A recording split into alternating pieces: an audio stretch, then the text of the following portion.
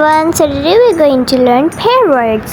Certain words which we often use together are called pair words, such as bread, butter, sun, moon, pencil, razor, ball, bat, table, chair, door, window, needle, thread, lock, key, hand, feet, mother, father, day, night, shoes, socks, knife, fork, cat, dog, desk, bench, paint, brush, brother, sister, hammer, nail, black, white,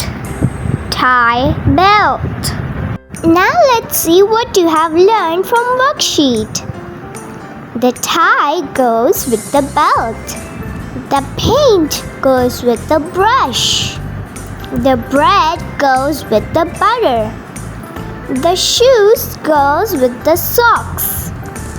Now next worksheet. The table goes with the chair.